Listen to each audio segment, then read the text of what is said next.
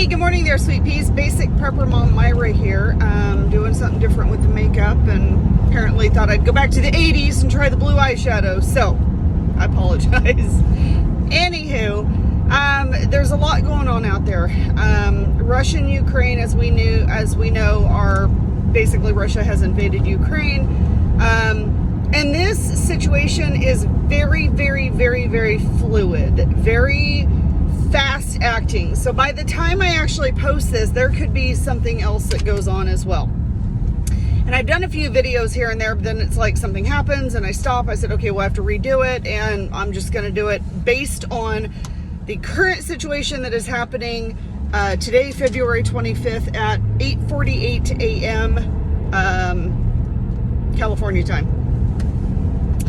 So, a lot going on over there, and there's a lot of speculation. And with that speculation comes a sense of urgency for those who are more prepared than others. Now, if you're not into being prepared, if you're not into preparedness, whatever that looks like for you and your family, then you're not going to have that sense of urgency because, well, we're in the United States. That's happening way over there. That doesn't affect us. Don't see any bombs or anything going off above my head, or anyone attacking us. It doesn't affect us. And for those who are not into preparedness or being informed, I guess, yeah, it kind of seems that, you know what, why should we worry about it? Well, we got a lot to worry about, to be quite honest. There's a lot of different aspects to that. From the fuel prices that will continue to skyrocket, food prices, supply chain issues. There's just a lot that it affects. Yes, it does affect us. Just because we don't see bombs going off overhead does not mean that it is not going to affect us here, because it will.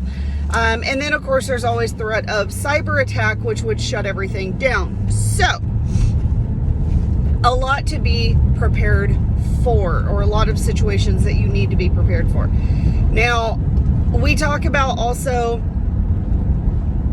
stocking up on food and water and supplies and first aid and all of that.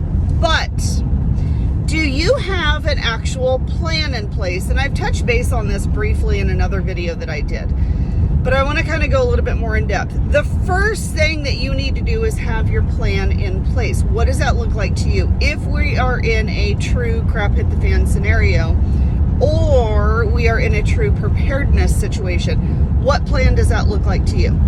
Okay, sit down with your family, young, old, doesn't matter. Everyone has a role and a responsibility, or should have a role and responsibility in your plan.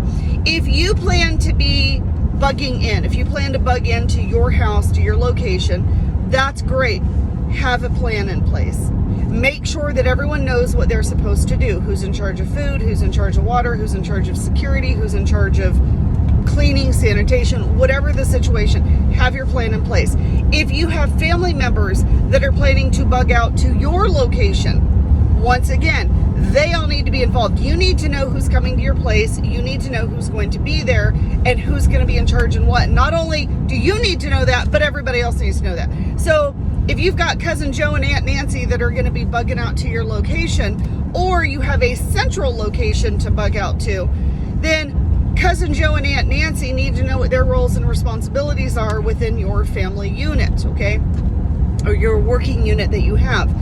Once again, I'm big on binders. I gotta tell you, I tend to be a binder. I tend to be a handwritten down everything. I want an actual physical reference that I can go to and look up, right? So write everything down. I don't know, put it on a computer on a spreadsheet, print it out. You don't have to handwrite everything. Do what you have to do.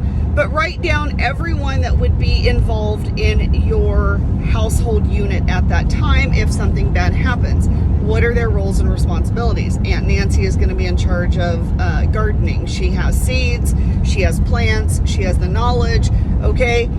Cousin Joe is going to be in charge of first aid. You know, he's an EMT paramedic. He's gone to school. He's got medical training. He's ex-military, who was a corpsman. Whatever the situation, look at everyone's role and responsibility within your family unit. And we talked about that with your communities and networking and finding those people and writing that stuff down of who is going to be in your community network. This is more specific.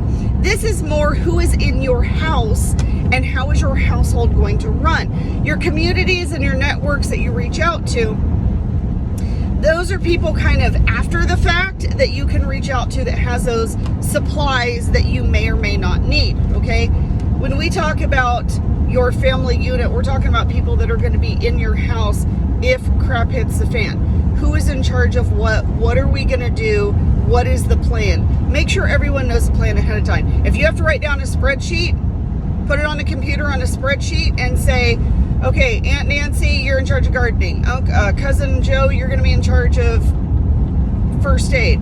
And write everything down. You can easily, right now, you can easily mail that out.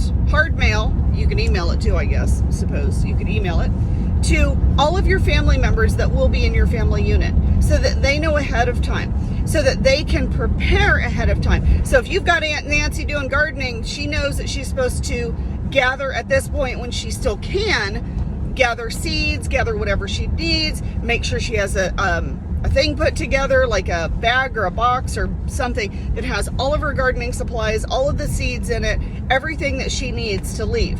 Same with Cousin Joe. If he's in charge of first aid, he's going to get all of his first aid items together so that all he has to do is grab it and go. Make sure everybody knows ahead of time. Make sure that you have that plan. And that way, if somebody has a question or somebody says, I don't really feel comfortable in this situation, let's assign that to someone else. You still have time to do that now. So right now, make sure you have a plan within your family unit. Sit down and talk to your kids. Make sure your kids, it doesn't matter how old they are, everyone can have a role in helping and pitching in and doing stuff.